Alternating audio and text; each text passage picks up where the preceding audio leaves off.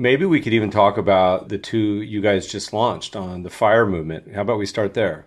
The FIRE movement is extremely interesting to me, and it resonates so much with so many things that I've seen in my life. We didn't cross a billion until 2018. So the first 6 years, I barely paid myself anything, and there were years where I paid myself zero. So I was almost forced into FIRE. And FIRE stands for Financial Independence Retire Early. And it's a community that has been growing rapidly of people that just help each other achieve financial independence. It's moved a little away from retire early because it's to them it seems retire early really means the freedom to do whatever I want.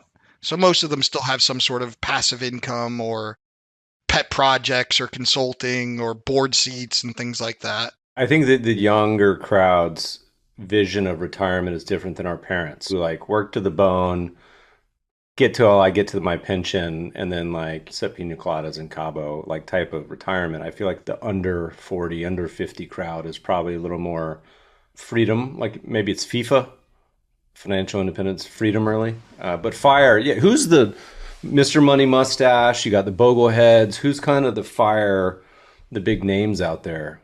There's a lot of them. It's easy to find. We've been reaching out to all of them and talking to them and trying to understand the community. I've been surprised because they're all like shocked that we're talking to them because most of Wall Street avoids them because they're not paying for financial advisors, most of them, because they're working with each other. So I think they've been very much ignored. We found them because the Yield Max suite that we have, it's been a very successful suite for our clients.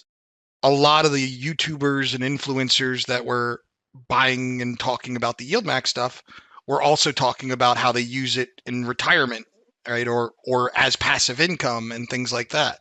So I went down the rabbit hole of looking at this and I started listening to all the podcasts and all the things that were in here. And I watched the documentary that was on Amazon. And then a New York Times did an article on it a few months ago. Then I got into the Reddit forum and I'm like, wow, this community is doing financial education too. This is the community that's actually out there educating each other and saying the things that you and I aren't really allowed to say because when we say it, it's considered marketing material, even though it's not marketing material, right? Like, so I was like, wow, this is the voice that we can talk to them. We will have this place to do it. So this is where Tidal decided to launch in two ETFs, one for helping them save, build wealth, which is one phase of the FIRE journey. I want to have a conversation with the community on it. I'm sure when Rick Ferry looks at this, he's going to be like, you shouldn't do all that. I'm like, it's fine, Rick, you don't have to. But what we built was FIRS for FIRE savings, which is basically the permanent portfolio, which you and I have talked about many, many times. And then we built FIRI, which is an income portfolio that barbells income. We use things like the Yield Max suite combined with very low risk, low volatility funds. I know it's been early post launch. What's the reception in the community? What are the people in the FIRE world saying so far? I mean, everyone we've spoken to has been pretty supportive, but they do ask the questions that you expect the FIRE community to ask. Like, what are the acquired fund fees? And how are you structuring this? Why is it different? Things like that. I don't see a reason for somebody who is 20 years from their retire date to really use our fund.